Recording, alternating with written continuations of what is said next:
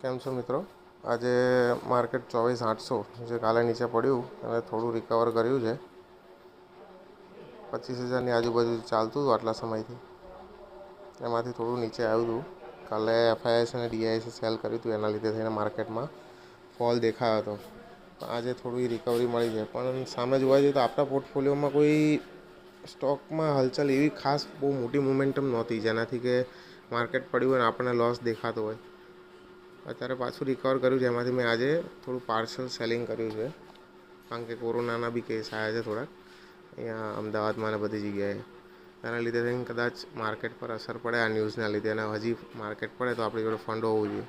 એના લીધે થઈને મેં આ 4 સ્ટોક આજે સેલ કર્યા છે. મેઇન તો એથરનો આઈપીઓ આજે સેલ કર્યો છે, ₹800 સમથિંગનો પ્રોફિટ રાખીને, 850 જેવો.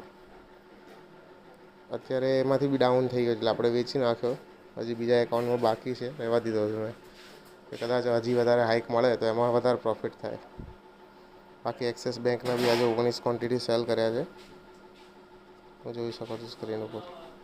એવી રીતે બીડીએલના કર્યા છે. બીડીએલ ટોટલ 57% આપણને પ્રોફિટ દેખાડતું હતું અત્યાર સુધી. 1100ની ભાવમાં આપણે ખરીદેલા હતા અને 1828ના ભાવમાં આપણે વેચ્યા છે. પણ ક્વોન્ટિટી લો હતી એટલે પ્રોફિટ બી એટલો બધો ખાસ પર્સન્ટેજ વાઇઝ મોટો દેખાય, પણ આપણે રોક્યા નહોતા વધારે આમાં. બાકી ડેટા પેટર્ન્સ છે. ડેટા પેટર્ન્સ બી ઘણી સમયથી મેં સાચવી રાખેલા હતા, એ માઇનસમાંથી નીકળીને પ્લસમાં બતાવે છે. હું તમને એનું બી બતાવી દઉં.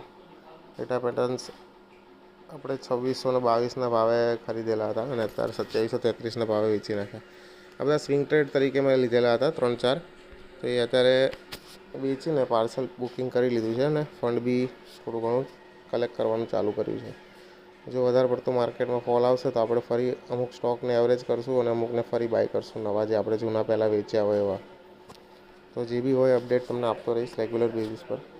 ચેનલને લાઇક કરી દેજો, સબસ્ક્રાઈબ કરી દેજો. વિડીયોઝ રેગ્યુલરલી અલગ અલગ સ્ટોક પર જેમાં વધારે પડતું હાઇક આવતું હોય કે લો થયો હોય એના વિશે અપડેટ આવતી રહે છે. અને મારો પોર્ટફોલિયો જેમ જેમ ગ્રોથ થાય એમ બી ન્યૂઝ તમને શેર કરતો રહું છું. તો તમારા ફ્રેન્ડ્સને બી શેર કરી દેજો જેને આ બધા શેરમાં ઓલરેડી ઇન્વેસ્ટ કરેલું હોય, અને કમેન્ટ કરી દેજો કે તમે કયા કયા પ્રાઇઝે આ બધાને બાય કરેલા છે. ઓકે, મળીએ.